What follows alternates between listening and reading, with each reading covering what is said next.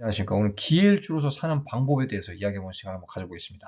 기토일관 분들 중에서도 기일주이신 분들은요, 이번 영상을 시청하시면 어떤 식으로 사는 게 도움이 되고 또 어떤 식으로 사는 게 좀 지혜로운지 그 방법을 아실 수 있을 것 같습니다.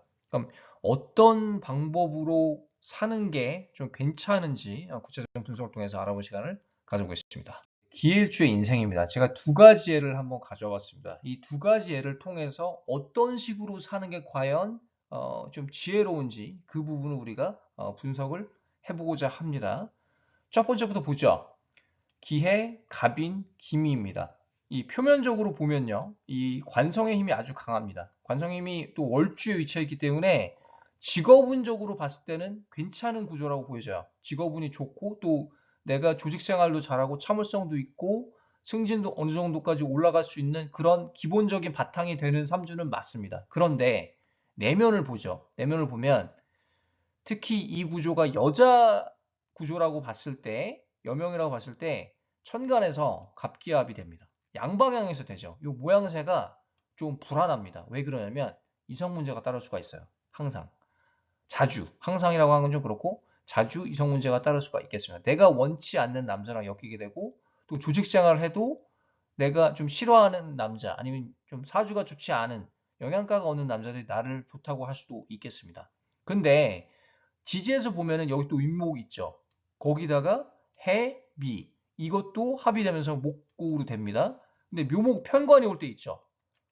개묘년 이럴 때도 위험할 수 있어요. 뭐가 위험하냐? 일단 건강에 타격을 입을 수 있습니다. 편관이니까. 또 천간 지지가 사실은 관으로 이루어진 그런 구조로 되거든요. 그러면서 이성 문제가 따를 수도 있고 그 남자 때문에 법적인 문제에 휘말릴 수도 있겠고요.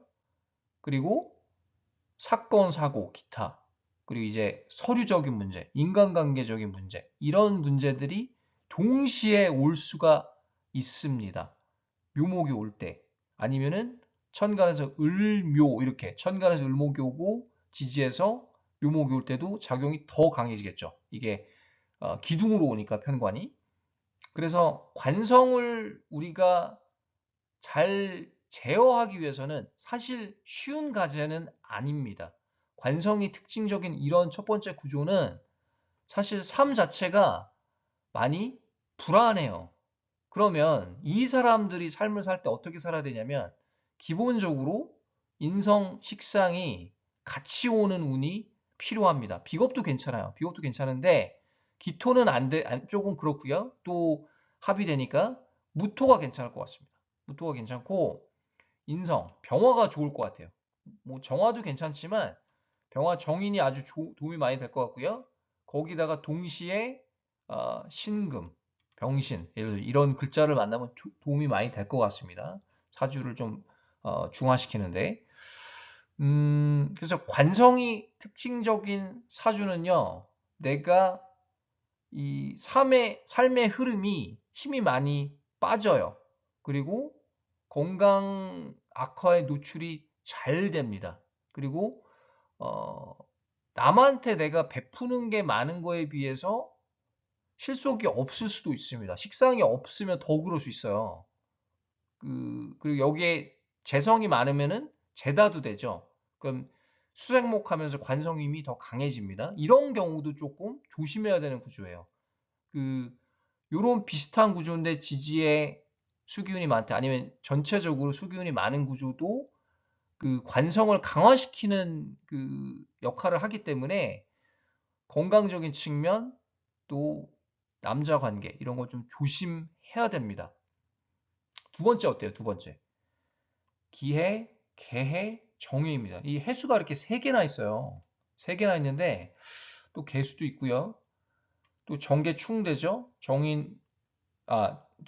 그 편인이 있는데 이런 구조는 일단은 재다 신약이고 식상이 없고 이런 사업 이런 걸 하면은 크게 망할 수 있습니다. 크게 돈 손실이 올 수가 있겠고 탈재가 많이 따르는 구조고요. 돈을 벌러 나갔다가 돈을 크게 잃고 돌아오는 그런 모양새가 강하고 또 이 하나 있는 편인이 수국화되면서 힘을 못 씁니다, 사실.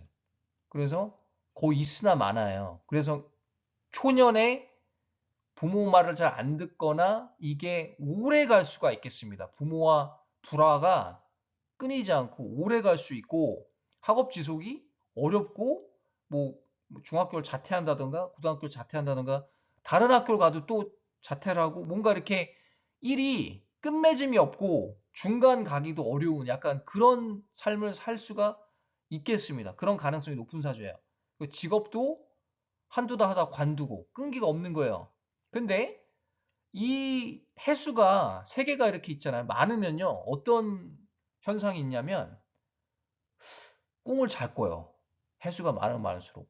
하나만 있어도 작용이 크거든요. 물론 제가 다른 영상에서 올린 게 있습니다. 뭐 기일주는 예지몽을 잘 꾼다, 선견지명이 있다. 맞는 얘기예요. 근데 이런 삼주는요. 이 내가 능력이 어떻고 저러하고 이런 거를 떠나서 꿈을 되게 잘 꾸고요.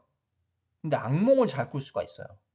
조심해야 됩니다. 특히 관성이 올 때, 편관 올 때 있죠. 을목이나 묘목 올 때, 묘목 올 때 특히.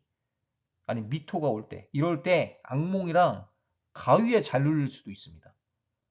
그래서 꿈에서 막 깨어나기가 힘들 때가 있을 거예요. 이런 구조는.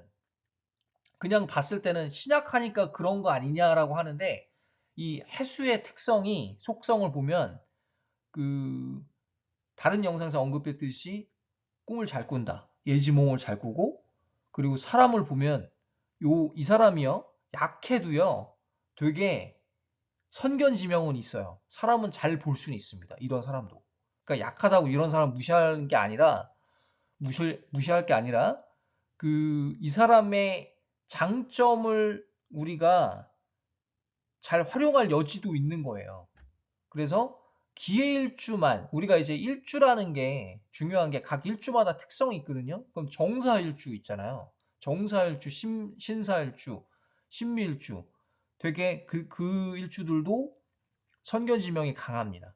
근데 기해는 또 기해 나름대로의 그 선견지명이 있어요. 그래서 이 두 번째 같은 비슷한 유형이라고 본다면 이 악몽을 잘 꾸고 또 뭐야 가위에 잘 눌리기도 하지만 사람을 딱 보면 이 사람이 잘 될 것 같아. 아, 이 사람은 정말 성공할 것 같아. 약간 이런 느낌을 자주 받을 수 있습니다. 그리고 제가 이제 그 네이버 카페에도 올린 글이 있는데 최근에 기일주는 기본적으로 좀 조상 기운이랑 연관성이 깊어요. 그래서 조상묘를 좀 잘 가꾸는 게 다른 일주보다 좋습니다. 그러니까 중요합니다. 조상 기운을 기본적으로 조금 깔고 태어난 기일주라 이 조상의 자라고 그런 마음을 가지는 게 되게 삶에 도움이 많이 됩니다. 알게 모르게 도움이 되고 내가 어릴 때도 힘이 될 수가 있겠습니다.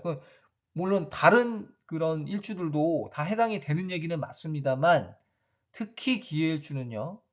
이 조상에 대한 관리, 풍수, 묘자리, 집터 이런 거를 좀 더 신중해서 관리할 필요가 있겠습니다. 그러면 그거에 대한 덕을 좀 잘 볼 수가 있어요. 조상과 그게 통할 수가 있습니다. 잘. 다른 일주보다. 그래서 그런 장점이 있고 특징이 있는 거예요. 그래서 기일주 인생에 대해서 좀 말씀을 드렸는데 일단은 요 두 번째 같은 경우는요. 인성, 비겁, 식상이 동시에 들어오는 운이 좋습니다.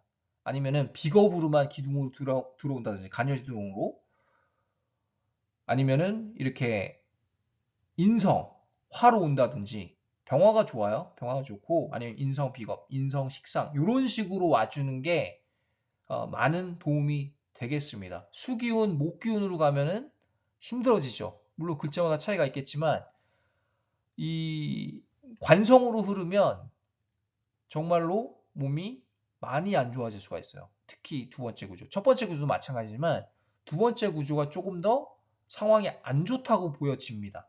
현실에서 보여지는 모습은. 그렇지만 둘 다 조상의 기운, 그 조상과 잘 통할 수 있는 여지, 가능성이 있는 구조들입니다. 그래서 일단은 조상에 대한 그런 부분들, 묘자리, 풍수, 집터 이런 거를 좀 잘 가꾸고 그런데 좀 의미를 많이 두는 게 기본적으로 삶에 도움이 많이 될 겁니다. 오늘 여기까지 하고요. 다음에 다른 주제로 시작하겠습니다. 감사합니다.